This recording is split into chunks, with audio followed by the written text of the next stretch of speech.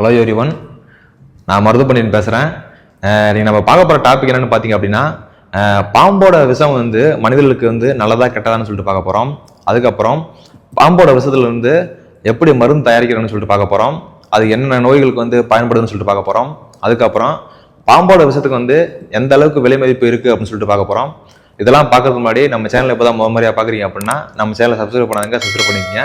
வாங்க வீடியோக்குள்ளே போகலாம். முதல்ல வந்து பாம்பு விஷத்தை பற்றி முதல்ல பார்ப்போம். பாம்பு விஷம்னு எடுத்துக்கிட்டீங்க அப்படின்னா, பாம்புக்கு வந்து பாம்பு விஷம் தான் தன்னுடைய இரையை தாக்குவதற்கும், அதுக்கப்புறம் தன்னுடைய எதிரிகள்கிட்ட தன்னை தற்காத்துக்கிறதுக்கும் பாம்போட விஷம் வந்து பாம்புகளுக்கு ஒரு முக்கிய பயன்பாடாக இருக்குது. ஸோ இப்படி தான் வந்து பாம்போட விஷம் வந்து பாம்புகளுக்கு வந்து பயன்படுது. அதுக்கப்புறம் பாம்போட விஷத்துல வந்து வேதிப்பொருட்கள் நிறையா இருக்குன்னு சொல்கிறாங்க. என்னென்ன வேதிப்பொருட்கள்னு பார்த்தீங்க அப்படின்னா, தனிமங்கள், புரதங்கள், நொதிகள், இதெல்லாம் வந்து பாம்போட விஷத்தில் இருக்குன்னு சொல்கிறாங்க. ஸோ இது மூலிமா தான் பாம்போட விஷத்துலேருந்து மருந்துகள்லாம் தயாரிக்கிறதா சொல்கிறாங்க. மனிதர்களுக்கு வந்து பாம்போட விஷத்தில் பாதிப்பு வந்து 2 வகையாக ஏற்படுது. அது என்னென்ன பிரச்சனைன்னு பார்த்தீங்க அப்படின்னா, நியூரோடாக்சின் அப்படிங்கிற வேதிப்பொருள் வந்து நல்ல பாம்பு, அதுக்கப்புறம் கட்டுவிரின் பாம்பு, இந்த பாம்போட விஷத்தில் வந்து நியூரோடாக்சின் அப்படிங்கிற வேதிப்பொருள் இருக்குது. இந்த பாம்பெல்லாம் கடிச்சது அப்படின்னா மனிதர்களோட நரம்பு மண்டலமும், அதுக்கப்புறம் வந்து இதய துடிப்பும், சுவாச குளரும் ஏற்பட்டு இறப்பை ஏற்படுத்துது. ஸோ இது மூலிமா உயிரிழப்பு ஏற்படுது. அதுக்கப்புறம் ஹீமோடாக்சின் அப்படிங்கிற ஒரு வேதிப்பொருள் இருக்குது. இந்த ஹீமோடாக்சின் அப்படிங்கிற வேதிப்பொருள் வந்து கண்ணாடி விரியன், சுருட்டை விரியன், இந்த மாதிரி விரியன் பாம்புகளுக்கு வந்து ஹீமோடாக்சின் அப்படிங்கிற வேதிப்பொருள் வந்து அந்த விஷத்தில் இருக்குது. இந்த பாம்பு வந்து மனிதர்களை கடிச்சது அப்படின்னா இந்த வேதிப்பொருள் என்ன பண்ணணும்னு பார்த்தீங்க அப்படின்னா, மனிதர்களோட ரத்த திசுக்களையும் ரத்த நாளங்களையும் பாதிச்சு, அதுக்கப்புறம் வந்து ரத்தப்போக்கை ஏற்படுத்தி உயிரிழப்பு ஏற்படுத்தும். ஸோ இப்படி தான் வந்து இந்த 2 வகையான வேதிப்பொருட்களும் பாம்போட விஷம் மூலியமா மனிதர்களுக்கு வந்து பாதிப்பு ஏற்படுத்துது. எல்லாம் ஒரு பக்கம் இருந்தாலும் பாம்போட விஷத்தை வந்து மிகவும் ஆபத்தானதா இருந்தாலும் கூட அதோட விஷத்துல வந்து மருந்து பொருட்கள் எல்லாம் தயாரிக்க தான் செய்யறாங்க.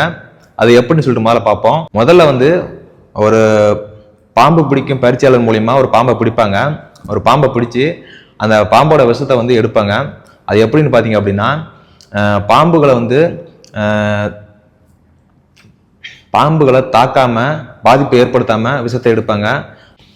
பாம்போட விஷப்பொருட்களை தூண்டி பாம்போட விஷத்தை வந்து ஒரு பீக்கரில் வந்து எடுப்பாங்க. அந்த விஷத்தை எடுத்த உடனே மருந்து தயாரிப்பாங்களா அப்படின்னு கேட்டால் கண்டிப்பாக இல்லை. அந்த விஷத்தை எடுத்து முதல்ல வந்து சுத்திகரிப்பாங்க. பாம்போட விஷத்துல வந்து விஷம் வந்து தூய்மையற்றதாக இருக்கும். அதுக்கப்புறம் அந்த விஷத்தை வந்து தூய்மைப்படுத்தி அதை வந்து சுத்திகரிப்பு செய்வாங்க. அந்த சுத்திகரிப்பு வேலை முடிஞ்ச உடனே அடுத்து வந்து பாம்போட விஷத்தை வந்து பகுப்பாய்வு செய்வாங்க. பகுப்பாய்வுனா என்னன்னு பார்த்தீங்க அப்படின்னா, பாம்போட விஷத்துல வந்து புரதங்கள், தனிமங்கள் இதெல்லாம் இருக்கும். இதெல்லாம் வந்து எந்த அளவுக்கு இருக்குன்னு சொல்லிட்டு பகுப்பாய்வு செய்வாங்க. பகுப்பாய்வு செஞ்சு முடிஞ்ச உடனே அதுக்கப்புறம் பாம்போட விஷத்துல வந்து அடுத்த கட்டமாக மருந்து தயாரிக்கும் முறை. இந்த மருந்து தயாரிக்கும் முறை வந்து எப்படின்னு பார்த்தீங்க அப்படின்னா, இப்போ ஒரு பாம்போட விஷத்தோட தன்மை, அதுக்கப்புறம் வந்து எந்த மருந்து செய்கிறாங்க அப்படிங்கிறத பொறுத்து அந்த விஷத்துல வந்து பிற பொருட்களை வந்து சேர்த்து மருந்து தயாரிப்பாங்க. இதுதான் வந்து ஒரு சிக்கலான முறைன்னு சொல்கிறாங்க.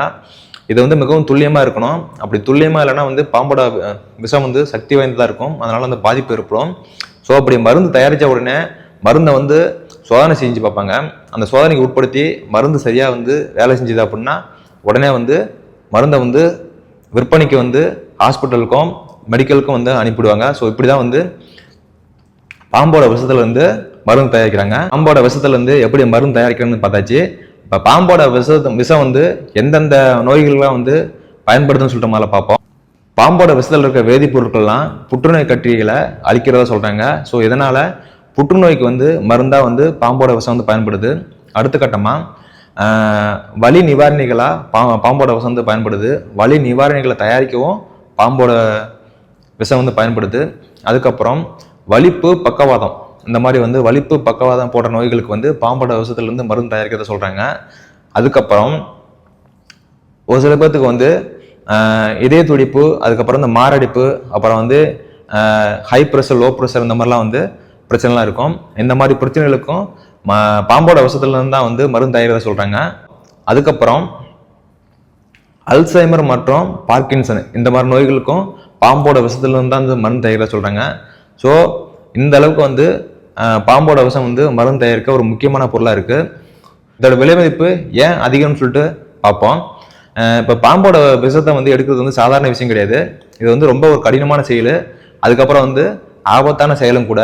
ஏன்னா வந்து பாம்போட விஷம் எடுக்கிறப்ப பாம்பு கடிச்சிருச்சு அப்படின்னா உயிரிழப்பு கூட ஏற்படுறதுக்கு வாய்ப்பு இருக்கு. ஸோ இதனால தான் வந்து பாம்போட விஷத்துக்கு வந்து விலை மதிப்பு அதிகமாக இருக்கு.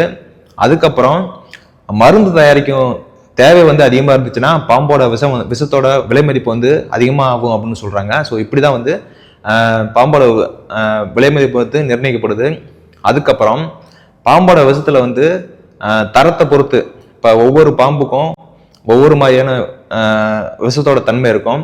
ஸோ அந்த விஷத்தோட தன்மை, அதுக்கப்புறம் நச்சு வேதிப்பொருட்களின் தன்மை, இதெல்லாம் பொறுத்து தான் பாம்போட விலை மதிப்புக்கு காரணமே இதுதான். பாம்போட விஷம் வந்து 1 கிராமோட விஷத்தோட மதிப்பு வந்து லட்சக்கணக்கிலையும் ஆயிரக்கணக்கிலையும் சொல்றாங்க.